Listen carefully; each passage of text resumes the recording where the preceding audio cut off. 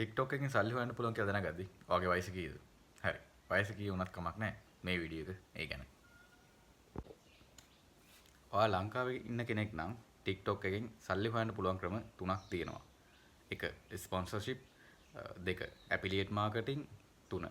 Live ගිෆ්ටිං. ඉතින් අද අපි කතා කරන්න යන්නේ මේ ස්පොන්සර්ෂිප් වලින් කොහොමද සල්ලි හොයන්නේ කියන එක ගැන. අපි TikTok පාවිච්චි කරන කෙනෙක් නම් ඇත්තට මොකද කරන්නේ?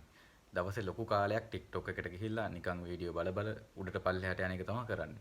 ඉතින් අපි ටිකක් උත්සාහ කරොත් අපිට පුළුවන් ඒකෙන් ලොකු ආදායමක් ගන්න. සහ අපි හිතනට වඩා ලොකු තැනකට යන්න පුළුවන් අපි TikTok එක හරියට පාවිච්චි කරොත්. ඔයා TikTok එක නිකන් පාවිච්චි කරාට ඔයාට සල්ලි හම්බ වෙනවද? නැහැ.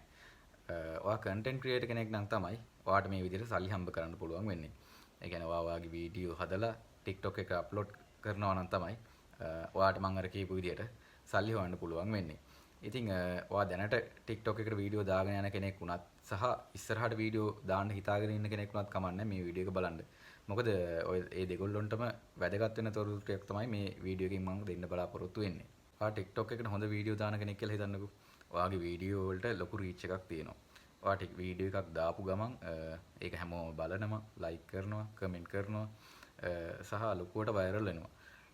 ඉතින් මෙන්න මේ වගේ කෙනෙකුට තමයි මේකෙන් ආදායමක් හොයන්න පහසුම වෙන්නේ. ඉතින් ඔයාගේ වීඩියෝස් හොඳටම TikTok එකේ කට්ටිය බලනවා නම් අනිවාර්යෙන් මේ වගේ ක්‍රියේටර්ස්ලව ලොකු කම්පැනිස් හොයනවා. හොයලා ඒගොල්ලෝ තෝරගෙන ඒගොල්ලොත් එක්ක ප්‍රොමෝෂන් කරන්න මේ ලොකු කම්පැනි ඕන වෙලාවක ලැහැස්තිලා ඉන්නවා. ඉතින් මෙන්න මේක තමයි ස්පොන්සර්ෂිප් කියන්නේ. ඉතින් ලොකු කම්පැනිස් එයාලගේ තියෙන ප්‍රොඩක්ට් අර කන්ටෙන්ට් ක්‍රියේටර්ස්ලා හරහා ප්‍රොමෝට් කරනවා. ඒගොල්ලෝ ගාණක් දීලා අපේ ප්‍රොඩක්ට් එක ප්‍රොමෝට් කරන්න කියලා අර TikTok ක්‍රියේටර් එකෙන් ඉල්ලපුවාම එයාත් ඒ දේ කරලා දෙනවා. ඉතින් ඒකෙදිත් වෙන්නේ අර TikTok ක්‍රියේටර් එකේ වීඩියෝ හැමෝම බලනවනේ. ඉතින් එතකොට කම්පැනියේ ප්‍රොඩක්ට් එකක් ගැන රිවිව් එකක් කරපුවාම ප්‍රොමෝෂන් එකක් කරපුවාම ඒකෙන් ඒ කම්පැනි ප්‍රොඩක්ට් එකත් සේල් එක වැඩි කරගන්න සහ ඉම්ප්‍රූව් කරගන්න මිනිස්සු අතරට යවන්න ලේසි වෙනවා. ඉතින් සරලව මෙන්න මේක තමයි ස්පොන්සර්ෂිප් වලින් සල්ලි හොයන ක්‍රමය. නිකම් ඔයා TikTok එකට වීඩියෝස් දාලා ලොකුවට වෛරල් වෙලා හැමෝම අතර ප්‍රසිද්ධ වෙලා හිටියට මේ ලොකු කම්පැනිස් හරි තමන්ගේ ප්‍රොඩක්ට් ප්‍රොමෝට් කරගන්න ඕන කට්ටිය හරි ඔයාව හොයාගෙන ඉද නෑ ඒක එහෙම වෙන්නේ නෑ.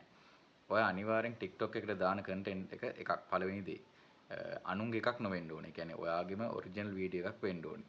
සහ අනිත් එක තමයි ක්වොලිටි කන්ටෙන්ට් එකක් වෙන්න ඕනේ. ඒ කියන්නේ මේකෙදි ක්වොලිටි කන්ටෙන්ට් එකක් කියන්නේ මේ ඔයා 4K වලින් මේක රෙකෝඩ් කරලා තියනවද සුපිරියට එඩිට් කරලා තියනවද කියන එක නෙවෙයි.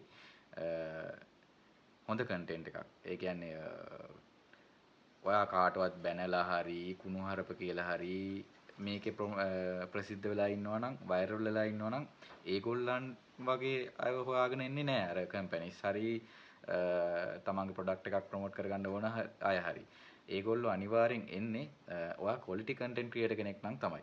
ඒ කියන්නේ දැන් මම වීඩියෝ කරන කැටගරි එකේදී තියෙන්නේ මම දන්න දෙයක් තව කෙනෙකුට දැනුම බෙදා ගන්න වීඩියෝ එකක් නේ. එතකොට මම මේකේ හරි දේ කියනවා නම් ඇත්ත දේ කියනවා නම් තමයි මගේ කන්ටෙන්ට් එක ක්වොලිටි කන්ටෙන්ට් එකක් වෙන්නේ. මම බොරු කරනවා නම් නිකන් තේරුමක් නැති දේවල් අනිත් අය එක්ක බෙදා ගන්නවා නම් ඒක ක්වොලිටි කන්ටෙන්ට් එකක් නෙවෙයි.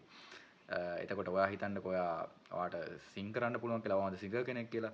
ඉතින් ඔයා ඒ දේ හරියට කරනවා නම් ඔයාගේ ටැලන්ට් එක එළියට පේන විදිහට ඔයා හරියට සිං කරලා ඒ වීඩියෝ ටික හරියට දානවා නම් සහ ඔයා හිතන්න ඔයා ඩාන්සර් කෙනෙක් කියලා ඔයාට හොඳට ඩාන්ස් කරන්න පුළුවන්.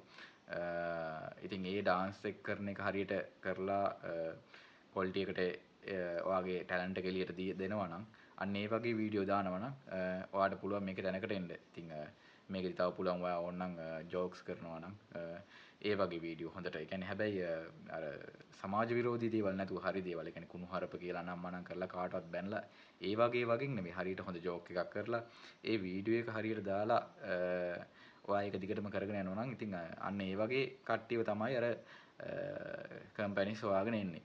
ඉතින් ඒ වගේ කෙනෙකුට මේකෙදි ආදායමක් ගන්න පුළුවන්. ඉතින් අපි මතක තියාගන්න ඕනේ දේ තමයි අනවශ්‍ය වීඩියෝ දාලා ඒ කියන්නේ තේරුමක් නැතිව කරා කියලා කවදාවත් ඔයාට මේකෙන් ආදායමක් ගන්න වෙන්නේ නැහැ. ඉතින් අපි හැම වෙලේම අපේ කන්ටෙන්ට් එක සමහරට වීඩියෝ ක්වොලිටි එක අපේ අවුල් වෙන්න පුළුවන්. හැබැයි අපි කන්ටෙන්ට් එක හරියට කරලා තියෙනවා නම් අනිවාර්යෙන් අපිට මේකේ ලොකු දෙයක් කරගන්න පුළුවන්. ඉතින් මම හැමෝටම ආරාධනා කරනවා TikTok එකේ හරි වීඩියෝ කරන්න, ක්වොලිටි දේවල් මිනිස්සුන්ට දෙන්න. ඉතින් ඔයාට ප්‍රසිද්ධ කෙනෙක් වෙන්න පුළුවන්. ඉක්මනට වෛරල් වෙලා ප්‍රසිද්ධ කෙනෙක් හැමෝම දන්න කෙනෙක් වෙන්න පුළුවන්. හැබැයි ඔයා වෙන්න ඕන ප්‍රසිද්ධ කෙනෙක් නෙවෙයි. ජනප්‍රිය කෙනෙක් වෙන්න. ඔයාගේ වීඩියෝ ආසාවෙන් ඔයා වීඩියෝ එකක් දානකම් බලන් ඉඳලා ඔයාගේ වීඩියෝ එකක් බලන ඔයා වෙනුවෙන් බලාගෙන ඉන්න ඔඩියන්ස් එකක් හදාගන්න. ඉතින් ඒ වගේ හොඳ කන්ටෙන්ට් කරලා ඔයාගේම ඔඩියන්ස් එකක් හදාගෙන ඔයා ඉන්න කෙනෙක් නම් ඔයාට අනිවාර්යෙන් මේ TikTok එකෙන් ගොඩ යන්න පුළුවන්. ඉතින් මම හිතනවා මේ වීඩියෝ එක ඔයාලට ප්‍රයෝජනවත් වෙන්න ඇති කියලා. දන්නේ නැති දෙයක් තිබුණා නම් මේ වීඩියෝ එකෙන් දැනගන්න ඇති කියලා හිතෙනවා. ඉතින් තව කෙනෙකුට මේකෙන් දෙයක් ඉගෙන ගන්න මේක ප්‍රයෝජනවත් වෙයි කියලා හිතෙනවා නම් මේ වීඩියෝ එක ෂෙයා කරන්න. සහ මේක ගැන ඔයාලට මොනවා හරි ගැටලු තියෙනවා නම් කමෙන්ට් එකක් දාන්න මම අනිවාර්යෙන් රිප්ලයි කරන්නම්. ඊට අමතරව ඔයාලට තව මොනවා හරි අලුත් දෙයක් ගැන දැනගන්න ඕන නම් ඒ දේ ගැනත් කියන්න මම ඒක ගැනත් අලුත් වීඩියෝ එකක් දාන්නම්. ඉතින් තව මේ වගේ වීඩියෝ එකකින් අපි හම්බෙමු. සුබ දවසක් හැමෝටම.